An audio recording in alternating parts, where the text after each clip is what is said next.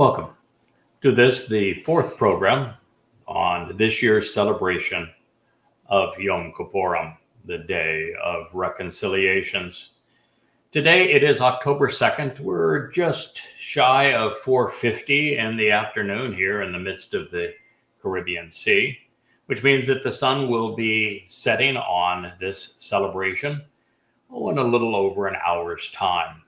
And over that time, we hope to bring you from outside in and then from inside out. And we hope to be able to conclude this program with us doing something that Yahowah expressly requested of us, which is to walk towards the presence of the fiery light to approach Yahowah. Yes, indeed, we have a little mini bonfire all ready to go outside, and we hope to be able to walk out at the end of this program and enjoy it, and you be able to enjoy it with us. Now, where we left off in our last program was really something extraordinary. God said, and any soul, every soul, who by association continually attempts to perform any part of the work, any aspect of the work, reassigns anything associated with accomplishing the service, engaging to do, to profit from, the endeavors over the whole chasm of time, was written in the imperfect, of the Malakah, the spiritual counselor and messenger during this life-sustaining and essential day. That specific and individual soul, God says, I will eliminate, such that that soul ceases to exist from being among the family or being even around the family or striving against the community of living souls. Leviticus 23:30. Now, the reason this is so interesting is that God most certainly did not say work. So if you look at asha is the primary Hebrew word for doing something, for working, for performing, for engaging, is asha. And Malakah follows it, which means it is not that anyone who works work, as so many would like to say, or they change it to ordinary work, even though there is absolutely nothing ordinary about a Malakah. It is therefore a title. And that title is clearly based upon Malak. Malak describes Yahowah's heavenly messengers, the envoys from God himself, those who serve Yahowah in our dimensional realm. Malakah is simply the feminine of them. Now, that doesn't mean the Malakah, which is, by the way, written here as singular, doesn't mean this Malakah is a girl any more than the Adam of Parah is a heifer. It simply means that Yahowah has chosen to distinguish this variation of Malak on this day in this way to point out something that is profoundly important. And that is that the Malakah is called Malakah because there is one person who is assigned to do this work on this day. And that is the man who is infused with the seven spirits of Yahowah. And Ruach is a feminine noun. And since the distinguishing aspect of the Choder, of the Nakri, of Dowd's herald, of the lesser luminary, of the final Zeroah, is the fact that he is the only person in human history as the Choder to be empowered and enabled by the seven spirits of Yah, and that Ruach is a feminine noun, and every one of the attributes delivered by the Spirit is listed in the feminine form. Many years, from 1447 BCE to 750-ish BCE, 7 centuries after Yahowah made this declaration, he explained exactly who his Malakah would be, communicating through Yasha'yah in the 7th chapter. And 300 years prior to that, he had Dowd, his beloved son, write about this in the 14th Mashal proverb, introducing the concept of the choder who would be empowered by the Spirit of Yahowah. So it says that anyone who attempts for any reason, by any association, to perform any part of the work of the Malakah, this spiritual messenger, during the life-sustaining and essential, the stem, day, that is Yom Kipurym, that specific individual soul, God says, I will eliminate such that it ceases to exist from being around the family or striving against the community of souls. So this is clearly a decree, not just against religion, certainly not against work, but against the endeavors of a single individual, the Malakah. And today, that role is so important to God. He's saying that if you get in the Malakah's way, you are estranged from the family. No covenant, no shabuw'ah harvest, no taruw'ah, ingathering, no final remnant of Yisrael or of Goyim. You're done. It's over for you. You've pushed it beyond what is acceptable. God is viewing a challenge to the Malakah as he viewed Miriam and Aaron's challenge to Moshe when they said, we too speak for God. And God says, no, you don't. I tell you, and I decide who speaks for me. And so you have here a similar situation. God took Miriam, which means embittered and revolting, and he separated her from the community. He struck her with leprosy. He said, it's as if your father spit in your face. Father spit in your face, of course, is interesting because the first group to do this formed a mother goddess cult. So they didn't like, I guess, the paternal nature of Yahowah, and they turned Yahowah into mommy. And these women, God is saying it's as if your father, Yahowah, spit in your face. So it's the same story. I must tell you, and I think it is worth at least introducing here is a introduction to a show that we'll do tomorrow. We did have another woman who has left the covenant family, has gone over to this mother goddess cult, who attempted to do the same thing that the mother goddess cult did. Same thing Miriam did, to demean and attack my wife. And she wasn't very thoughtful in the way that she went about it. And I think you're going to find it highly entertaining. I mean, both enlightening, entertaining, enriching to actually hear, properly translated, the statement that she tried to use as the word of the day to oppose my wife and to oppose Yahowah's teaching in these matters, and what it says immediately thereafter.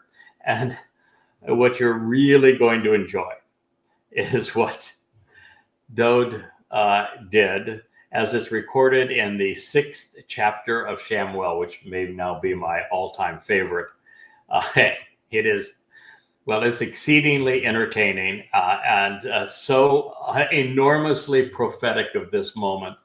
I think you want to turn in for that. We'll do that program tomorrow. So the fact is that God is saying his Malakah is essential. The realization is, and we just have to grasp the importance of this. God is returning in 8 years. He's returning with Dowd.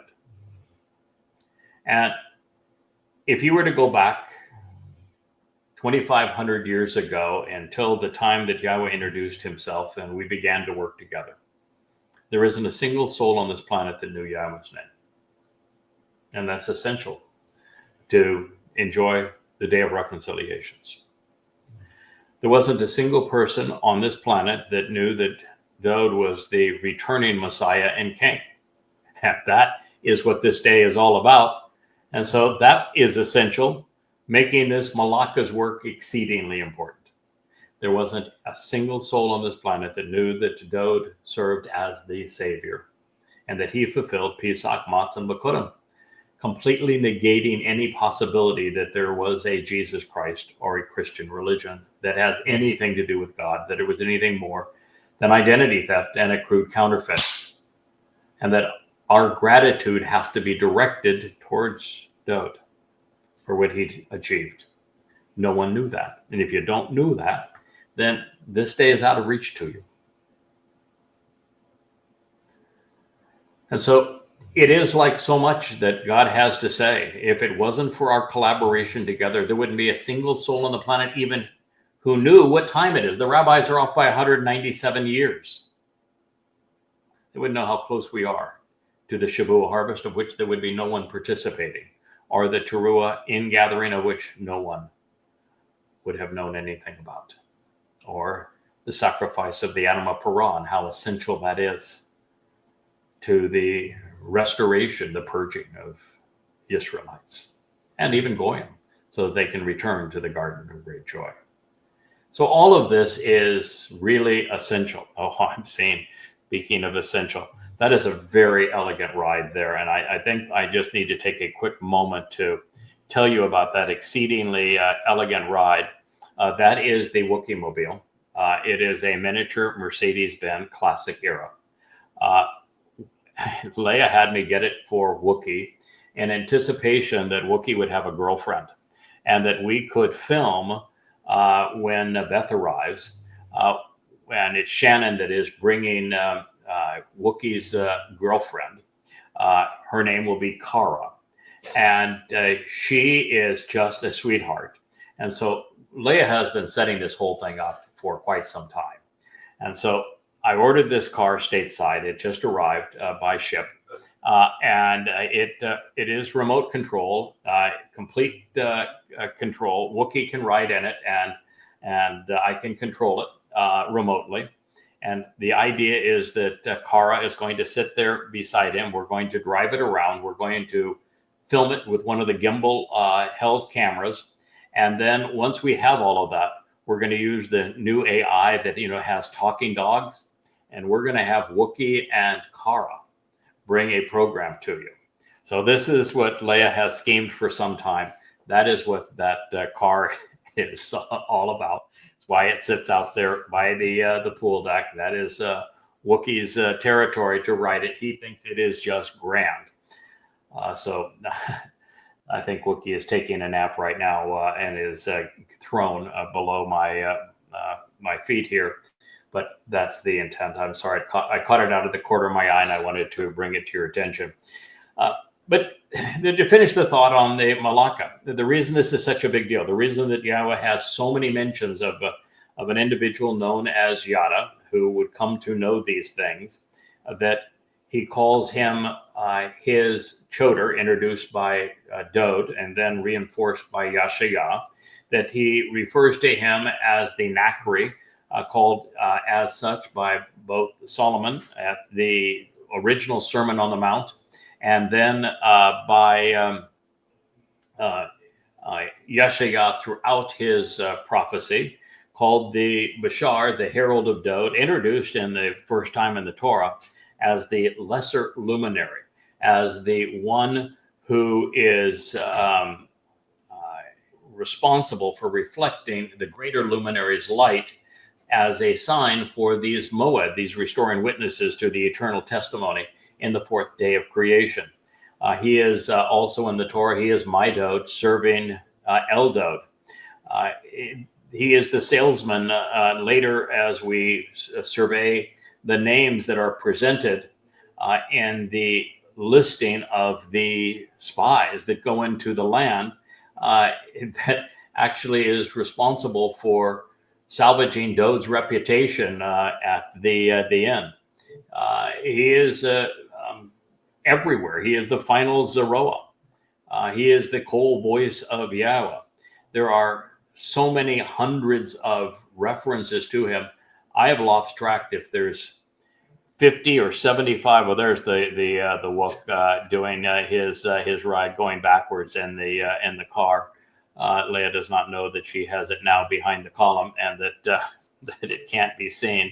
But nevertheless, this is what you have when you have a live stream program.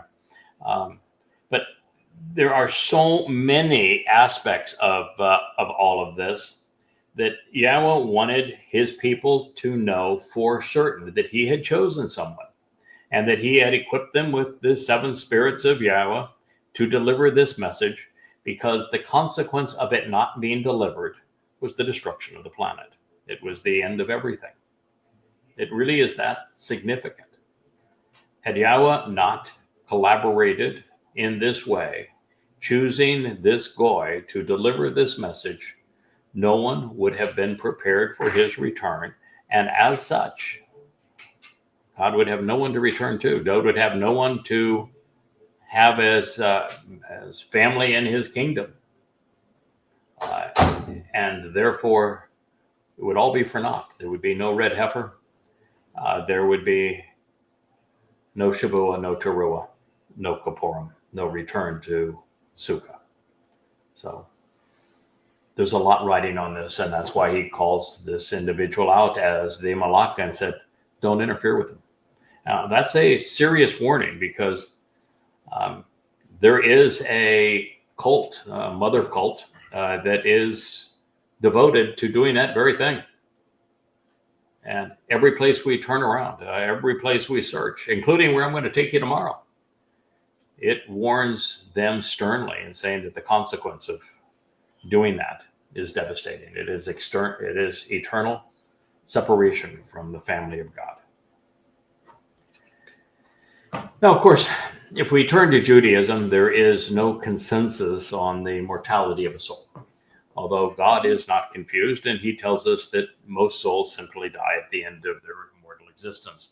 Despite what Yahowah conveys, rabbis do not accept the idea of Sheol, other than there are some rabbis now that recognize, well, there's so many references to Sheol, we need to incorporate it into the religion. So they call Sheol the buff-up place. It's the place where, all souls go so they can be, buffed and cleaned and prepared so they can go to Shamayim. But it's just kind of, they made it sort of like purgatory in Roman Catholicism, where that was the Babylonian concept of you go into a halfway house and you get scrubbed up in the halfway house so that you can, go into the main digs later on.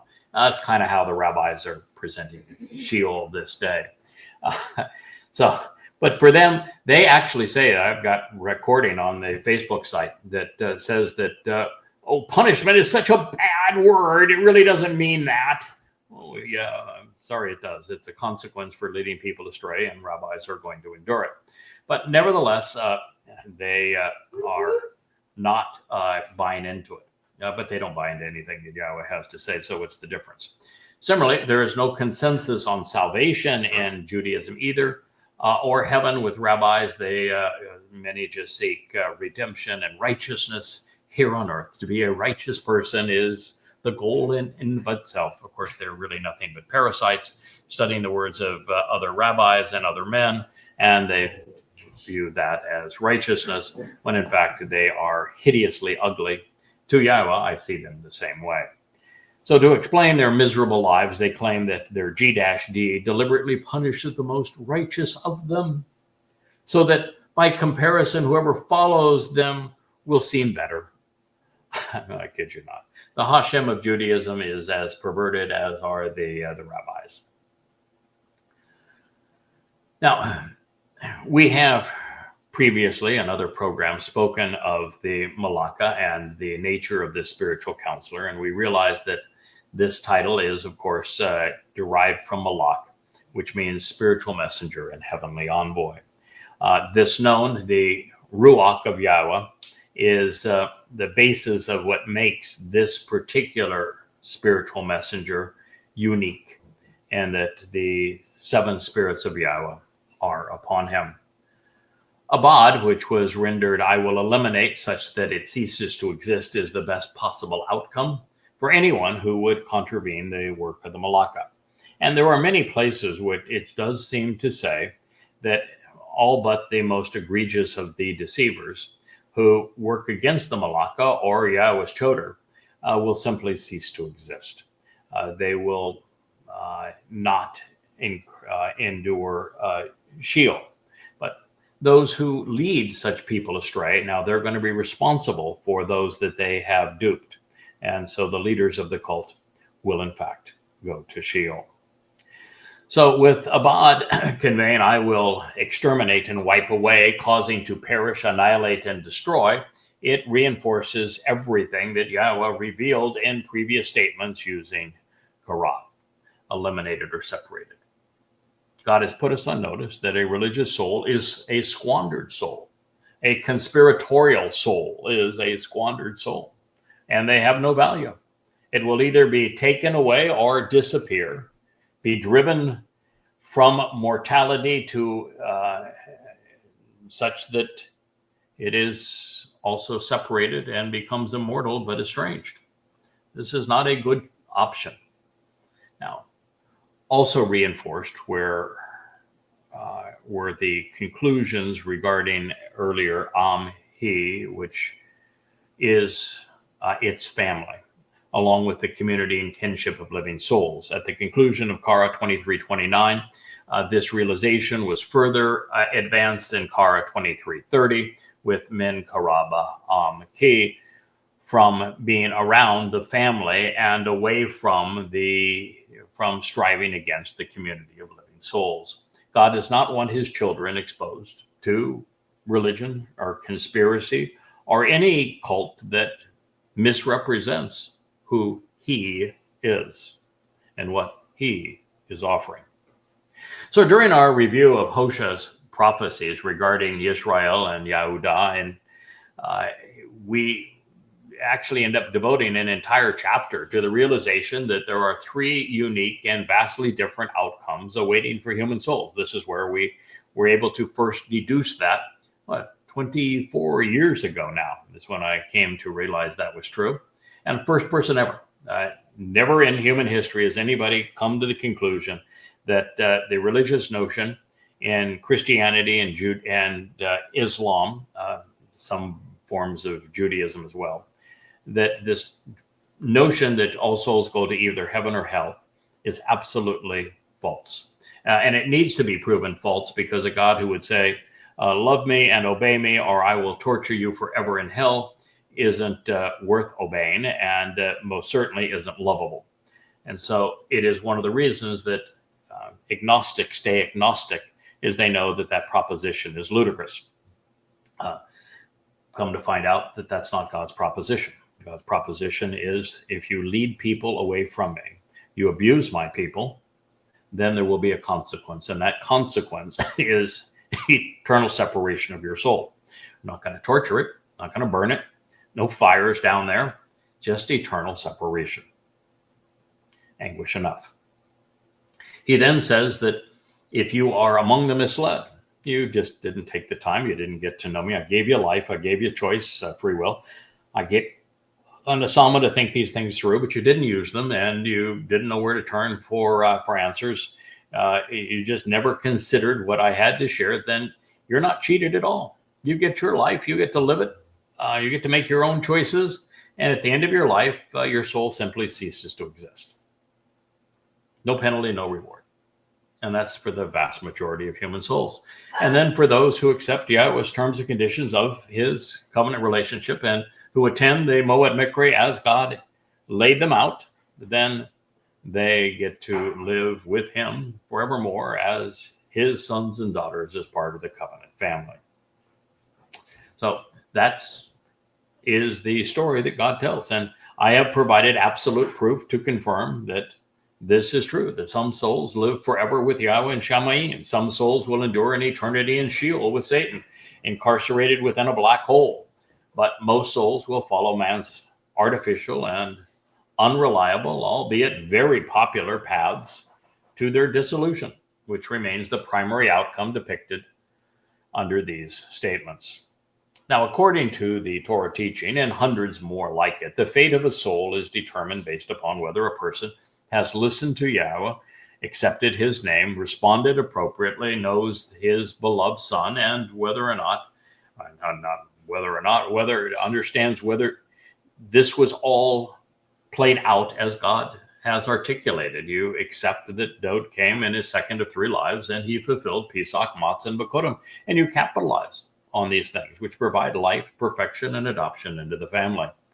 But if you ignore these 7 summons to meet with God and you try to save yourself, you're going to find death, the end of your life. No big deal. It's a fair, reasonable thing to have occurred.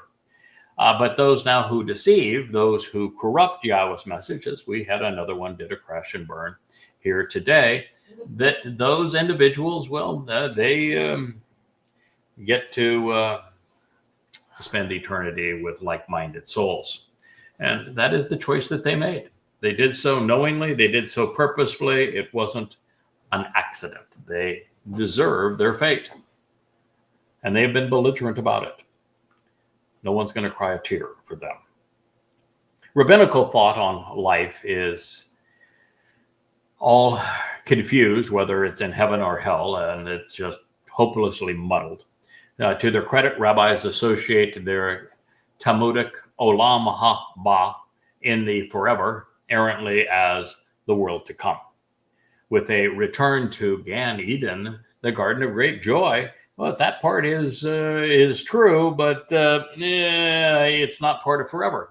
The return to the garden is for 1,000 years. After that, we have much more stately digs to enjoy the entire universe, and of course, in the 7th dimension, even Shamayim. So the thought that a soul exists in a disembodied state until the time of bodily resurrection in the days of the Messiah permeate Judaism. It is all nonsense. There is no bodily resurrection. It is utterly and biologically absurd and totally and completely counterproductive. And the days of the Messiah began 3,000 years ago. They still exist to this moment. He is in charge. He is in Shamayim. He came 2,000 years ago, and he's going to return 8 years from now. The best Talmudic story I could find in which the world to come appears to refer to an afterlife tells of Rabbi Joseph and the son of Rabbi Joshua ben Levi, who dies and returns and comes back to life. His father asked him, "What did you see?" He replied, "I beheld a world, the reverse of this one. Those who are on top there were below here, and vice versa." He, Joshua ben Levi, said to him, "My son, you have seen a corrected world." Talmud Balevi, Pashim 50a. Well, you're in really trouble there, Rabbi. I don't think that one through, because, you know, you're the head of the Haredim and of the religious community, and you play leading roles in the government. So you're way up here. God sees you way down here, but you're way up here, and therefore, in your eternal world, whoop, guess what? You're exactly as God sees you, at the bottom of the heap. But rabbis aren't all that smart. So, well, this is not particularly clear, nor is it credible, but at the very least, that's the best I could find. All of the tedium involved in Hasidic Judaism hardly seems worth the effort. Since our decision to accept, reject, or ignore Yahweh's invitation to reconcile our relationship is life or death, acceptance or expulsion, Yahweh decided that warning us twice was, well, not enough. Therefore, he reemphasizes this cause and consequence because, well, it's important that we perceive what he has to say. Now, I'm often accused of repeating myself, and I do a lot. And the reason is that I realize that Yahweh is correct. The best way to teach anyone something that they remember, that they transfer from short-term to long-term memory, and they can process and eventually come to understand, is to tell them what you're going to tell them. Then tell them what you told them.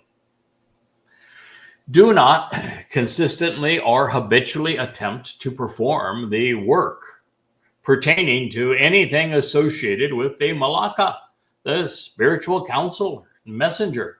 This is an eternal and everlasting, clearly communicated and inscribed prescription for living. throughout your generations in every situation and dwelling place. Well, there is an escape clause, an exception should you be looking for one, with al-aqsa written in the imperfect. All one has to do is stop.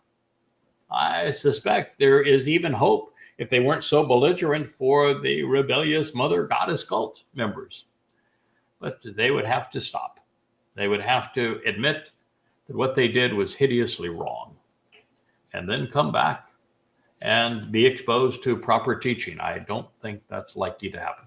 When you look at the history of the embittered and rebellious, they never return. They dig themselves in. They have told stories and lies to one another to the point that they reinforce one another, and it just doesn't happen. That's why this is one of the toughest jobs in the world, because Yahowah began with the children of Israel 4,000 years ago and has not had very good luck with them. The most horrible experience was during the Exodus, where God actually came down, spoke to them directly, and they told God to shut up and go away. They never wanted to hear from him or see him again. It's not only written once; it's written twice in the Torah. It's impossible to miss, and it gets worse, much worse from there. So this is not a pleasant story. God couldn't stand you. You didn't like him either. Yes, you're the chosen people, but you haven't chosen him in return. And he has, in effect, given up on you. He will return to you, but he will not return to you until you return to him. And that's the role that he's asked me to play. That is the role of the Malakah, is to get your attention, particularly on this day. You call it the holiest day of the year. It's not holy. Choli is diseased. And the fact of the matter is, you've got no clue what the day represents. You're not prepared for the family reunion, for the return of Yahowah. You don't even say his name. You erased his name from your lives. You have no clue that Dowd is the Messiah and that he is returning as king. You've got no clue that we are returning to the Gan Eden. You have no idea what the conditions are of the covenant. You have no perception of what's going to happen with the red heifer, this Adamah Parah on taruw'ah, to make it possible for a mortal remnant of Israel to enter into this relationship and experience the homecoming. You had no idea what's coming down the pike just 8 months from now with the start of the time of Israel's troubles. All of this is going to come as such a shock to you. But it's important that I tell you so that some of you will pay attention. I don't know what we're looking for of the 7.2 million Jews in Israel. We think 72 would be a nice number. 72 of you who come to embrace Yahowah, come to appreciate what their Messiah and King has done, Dowd, and who return to the covenant through the conditions that Yahowah has delineated, and they begin to attend Yahowah's 7 Mow'ed Miqra'ey as they were prescribed. That would be a lovely start. So this summons to appear before the Malakah on this day for every Israelite, and coming before this fire on this day, which is something we hope to be able to replicate and show symbolically, in fact, and very tangibly here at the end of our program. It's true for every Israelite, every Goy as well, that wants to participate in the covenant, every location, situation, and time. And since an affinity with Yisrael, individuals who engage and endure with God, is required of Goyim, should they want to share these same benefits, these instructions apply to everyone. Yahowah's Torah directions endure forever, and they are applicable in every situation and time. So what, may I ask, is the purpose, therefore, of a Mishnah Torah, of a Talmud, of a Zohar, of a New Testament, of a church canon, or even, God forbid, a Quran, a Book of Mormon? Are you looking for comedic relief? Are you looking for how stupid can stupid actually be? I mean, the texts of those books are so obviously counter to God and to God's testimony. it is exceedingly easy to disprove them. They are filled with contradictions and rational fallacies. Why would anyone give them any heed when they're so obviously inconsistent with Yahowah and his Torah instructions?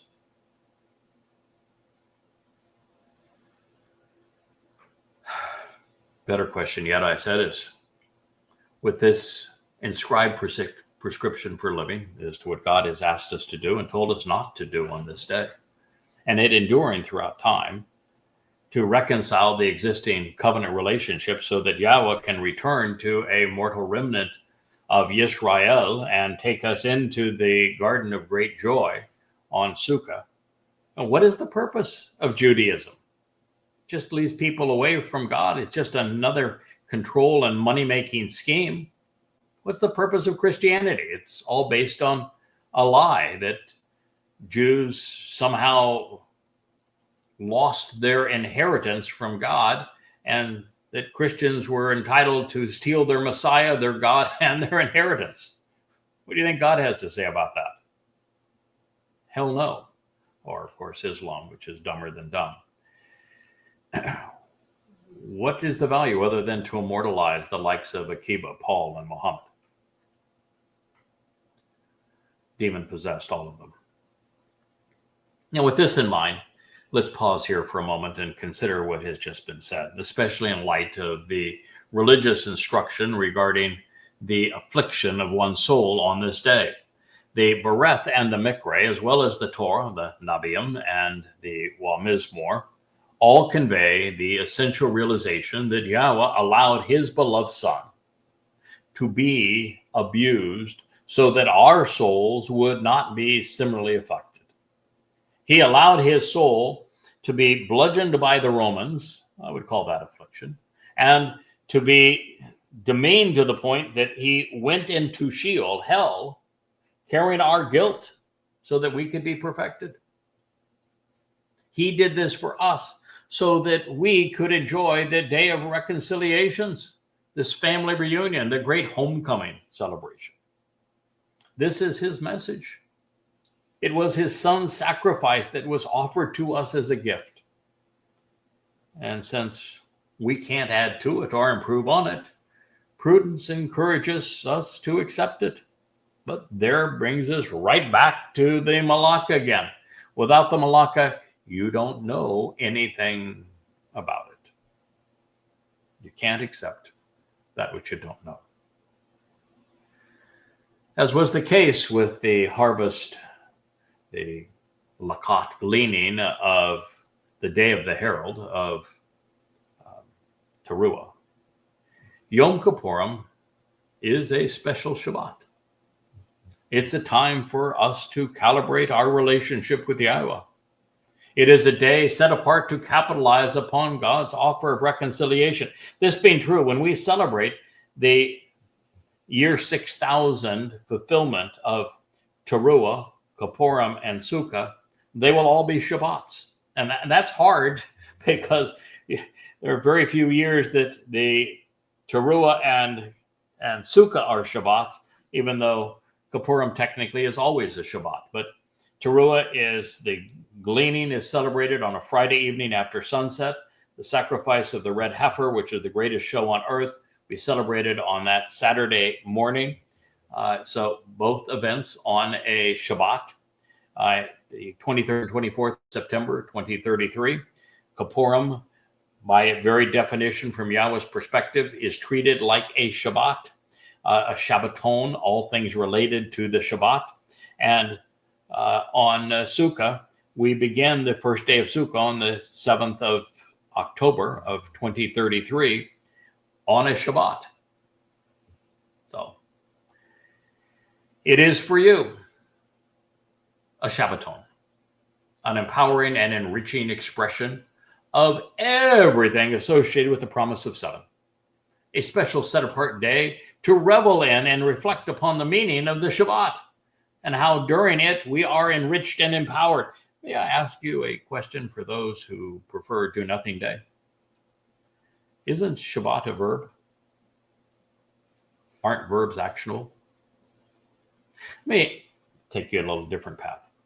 Are you familiar with the day of the week that Dowd, with Yahweh's help and the support of his Ruach, fulfilled the single most important event in human history, which is the fulfillment of Matzah, when he took all of our guilt and carried all of it on his soul, lots of work, and went so far more than the limited number of steps that the rabbis established, all the way to the black hole of Sheol, to deposit all of that there so that we could be perfected.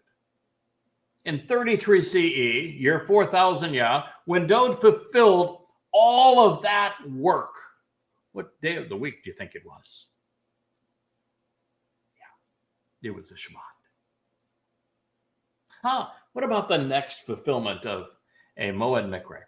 Shabuw'ah. That one actually named after the same word, promise of 7. There's 2 iterations of it. One that begins the time of Yaakov's trouble, the other one that designates the Katsir, this great harvest of the Shabbat of Sukkah. What day is the 22nd of May of 2026 when the terrible ordeal of the time of Israel's troubles begins? Look it up. Got a calendar handy? Oh, it's a Shabbat, isn't it? How about the harvest when God's going to bring his covenant family home, doing lots of work in 2027, the 11th of June? Want to look that one up too? Oh, son of a gun. It's a Shabbat. Blow the shofar. Make some noise. Oh, how about taruw'ah? Well, I already told you about taruw'ah. I gave it away, didn't I? Taruw'ah at the end of the time of Yaakov's troubles in 2033, year 6000 Yah. It's fulfilled in 2 stages, both on a Shabbat. And Yom Kipurym is a Shabbaton, which means it is a Shabbat no matter what day of the week it falls. And then when we get to Sukkah, on the 15th day of the month, we have a full lunar eclipse to be a perfect bookend to the full solar eclipse on taruw'ah, a full lunar eclipse that transpires on a Shabbat. So God does his best work on the Shabbat. So you think that God is setting an example that we shouldn't follow? I think not. I think we should do our best work for Yahowah on the Shabbat. We should celebrate the relationship with Yahowah on the Shabbat. There are no limitations to what we can achieve for the family and for our God and for our King on the Shabbat. It's just a day you don't do your job that you do from Monday through Friday afternoon to make a living for your family. But let's look a bit further into that. Let's say that you're a mother and your child gets sick on the Shabbat. What are you going to do? Say, "Oh, child, I'm sorry. Go ahead and die. I can't touch you, man. That'd be work." Would you feed an infant on the Shabbat? Wouldn't that be work? Isn't the regular job of a mother? Surely God doesn't want you to let your child die, does he? What if you're a shepherd? Wasn't Dowd a shepherd? Wasn't Moshe a shepherd? What happens when shepherds find out that their sheep are in critical danger on the Shabbat? They've fallen into a crevasse. They're being hunted down by prey. What do? Say, "I'm sorry, taking a nap. It's the Shabbat. Only a limited number of steps. Can't be bothered with the work of a shepherd on a Shabbat. You're going to have to find another day to get in trouble. You survive. Maybe I'll see you on Sunday." Hell no. Okay. The rabbis have gotten it completely wrong. This is a Shabbaton. I'm bringing you this program because what am I doing with this program? I'm celebrating the relationship with Yahowah. I am serving as the Malakah, conveying the message to bring God's people back into fellowship with him. That's how God celebrates the Shabbat. And so should we. The Shabbat observance, a 7-day time to celebrate our relationship with God. And so your soul should reply by answering the summons and making a declaration. Anna, God's given you an invitation. Answer it, for crying out loud. No twirling chickens. No abasing your souls. No grumps. No deprivation. No fasts. This is a homecoming. It's a family reunion. Yahowah is returning with Dowd to the mortal remnant of Israel at the end of the time of troubles, when the whole earth has been transformed to the conditions experienced in Eden, and it is going to be a grand celebration. Act like it. During the 9th of the month, in the evening, from sundown until sunset, you should consistently observe, closely examining and carefully considering your association with the Shabbat, your approach to the promise of the 7th day, and how to observe the Shabbat. You see, with Sukkah, in year 6000 Yah, the first 6 millennia have now gone. Those first 6 millennia from the time that we were booted out of the garden to the time that we return.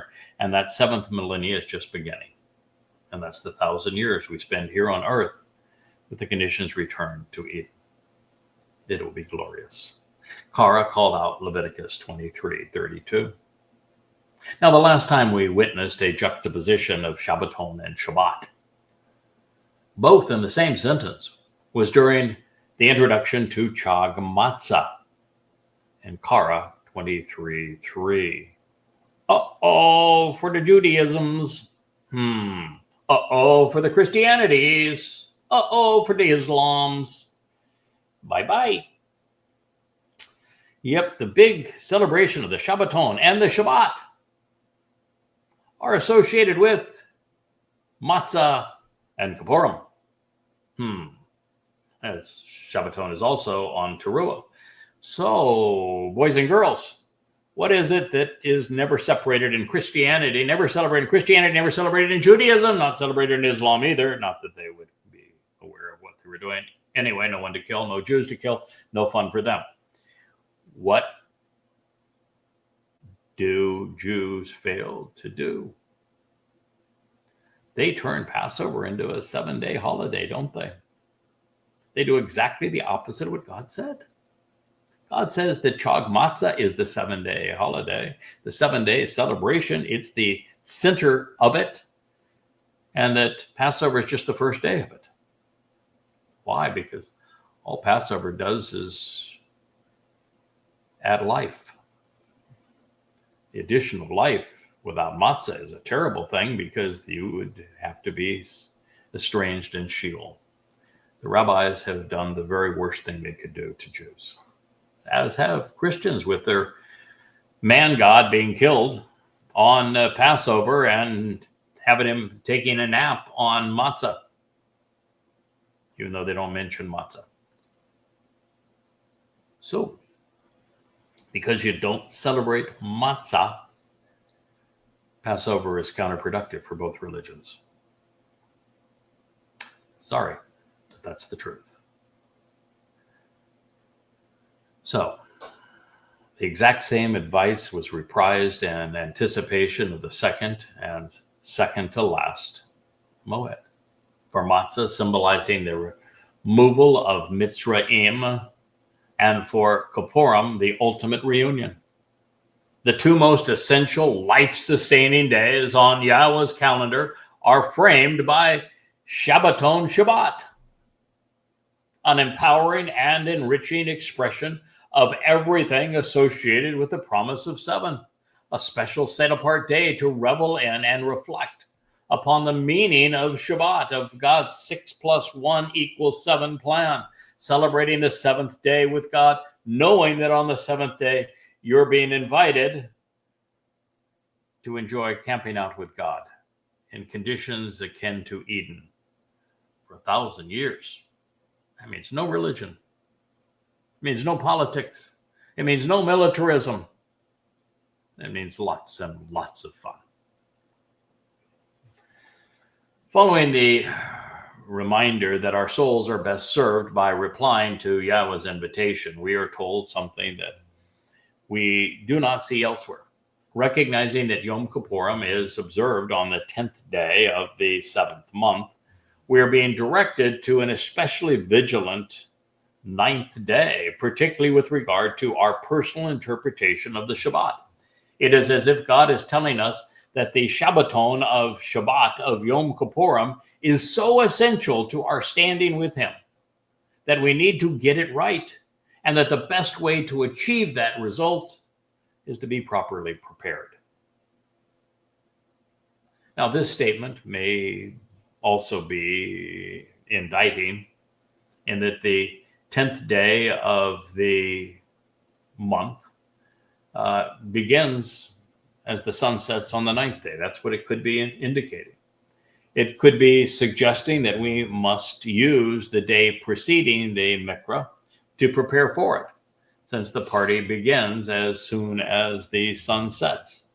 You know, there is an interesting twist that I'll have to explore later, that in the opening line about the sacrifice of the Adamah Parah, which is designed to cleanse what we call the adulterous woman of Numbers 5. It begins with a reference to an unclean woman, unclean during her period, and that menstruating woman who is unclean relates to the bride of returning king Dowd in Numbers 5. And I want to explore that because the Yahweh strategy for the menstruating woman is 7 days of separation. And the 7 days of separation are twofold. One is because sex during the menstruating period can be dangerous for the woman. You can have blood flow go the wrong way, and this is a release that should not go the wrong way, and it can be unhealthy for the woman. And God doesn't want a woman abused in this way. He wants the woman's health protected. But also, women have a tendency to be a little less chipper and fun during those 7 days. I don't blame them. It's no fun to go through it. And for the health of the relationship, a little separation during this time probably do you some good. And it's 7 days of separation. So taruw'ah, there are a grand total of 10 days between taruw'ah and Kaporum. And so we're being set up to expect that after the sacrifice of the Adamah Parah to purge the adulterous woman, which is religiosity here that we're dealing with, of Numbers 5, that there will be 7 days where she's kind of going to be able to chill and deal with this a bit set apart, kind of coming to grips with all that has happening. And then we're going to have 3 days to get ready for the party, just as the children of Israel were allowed 3 days to prepare for Yahweh. After that period of 7 days, we're going to have 3 periods to get your clothes all cleaned, you get all ready, you get prepared mentally to receive Yahweh, because the last time that happened didn't work out really well. So this time we want it to be exceedingly joyous. And so I think that's the timeline. That's why there's 10 days that separate between all of this. So let's deal with it that way. We're going to be about, I would say 5 to 10 minutes before we're going to light our fire. So we'll go just a bit more, and then I will ask you to go out and pre-light our fire. So I just think that's an interesting insight, and I think that those two things belong together: the 7 days of separation, and then the 3 days of preparation to meet with Yahweh, as Yahweh told Moshe on behalf of the children of Israel 3,450 years prior to this date, because, well, it did not go well the last time, and it's going to go much better this time. Also, since this Shabbat observance continues from sunset to sunset, it means that for the purpose of observation, a day begins and concludes at sundown. This further affirms that days of the week do not reset with each new month, because the 7th day of the weekly Shabbat cannot naturally fall on the 9th or the 10th day of the month. If that were the case, then this reaffirms our previous conclusion that a Shabbaton is a time for us to observe that what the Shabbat actually represents, regardless of the day of the week upon which it falls. So the Miqra'ey of Matzah, just like the Miqra'ey of Kaporum, are Shabbatons. We observe them as days set apart to celebrate our relationship with Yahowah. Particularly then, as we have learned, the Miqra'ey of Yom Kipurym foreshadows Yahowah's return with Dowd. It celebrates the reconciliation of Yahowah with Israel and with Yehudim in the waning days of, actually the time of Jacob's troubles will have ended just 10 days prior to this moment.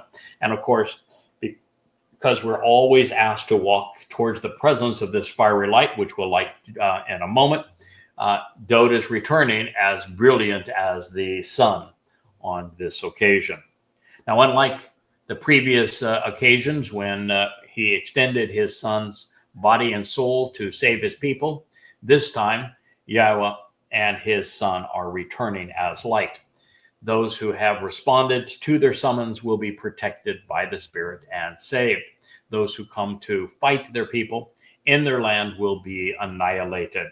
And what follows is a detailed review of that time, the people involved, and the consequence of choice. So maybe it's a good time now. Rich, go ahead and do your survey of the outside. Leia's out there now. Oh, she has already lit the fire. Wow.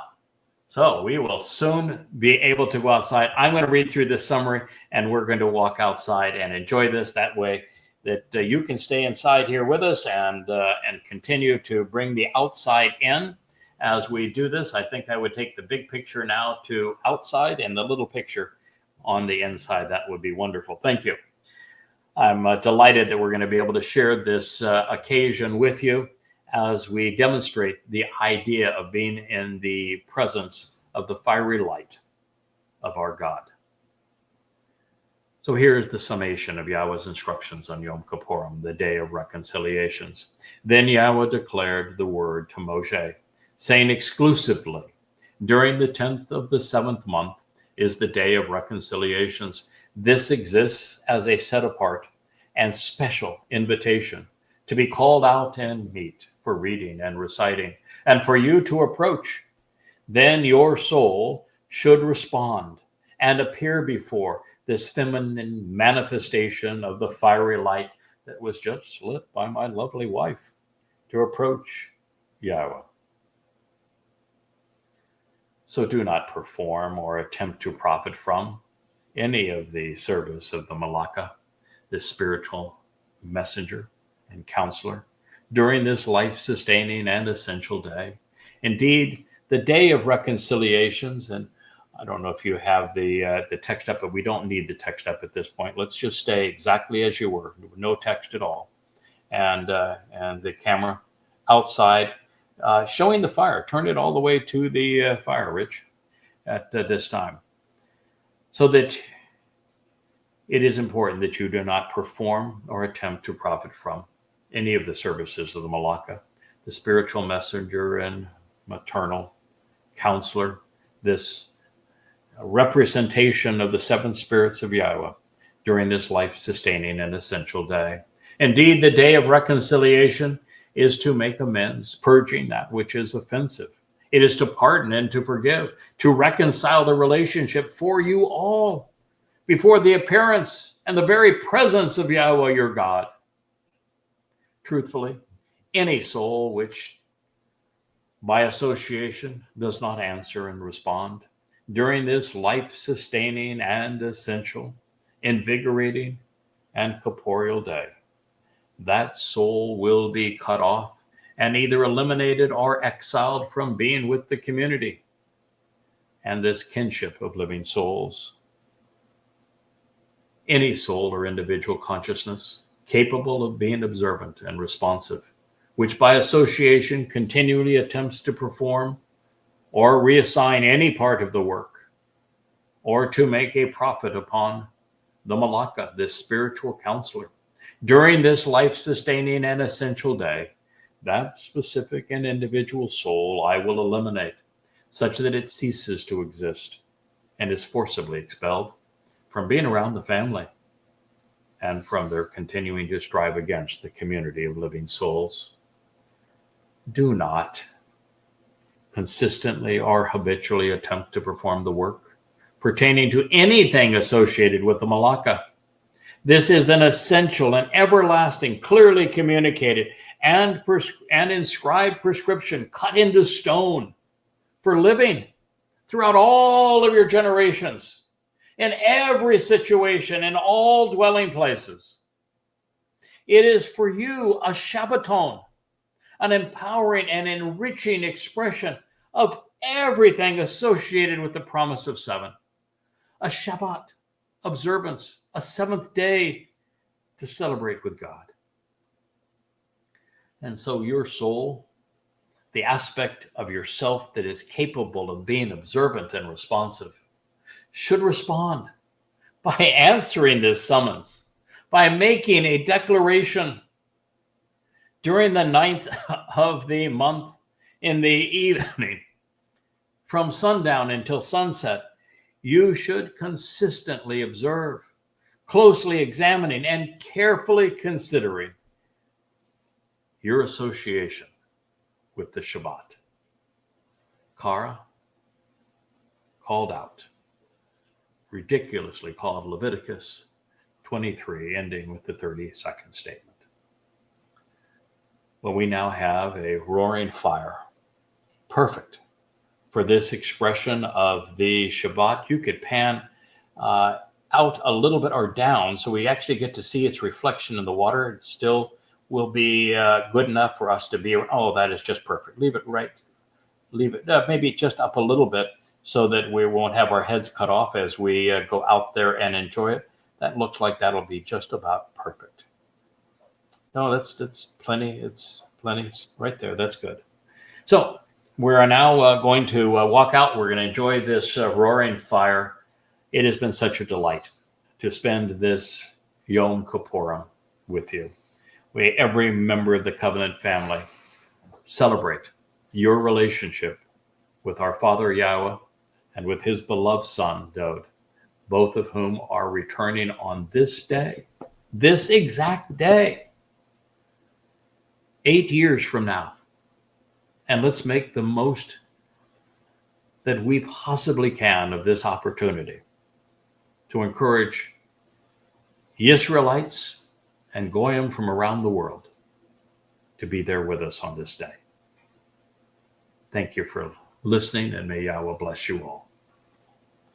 All right, my friend, I'm going to put on my ear, and we're going to go outside.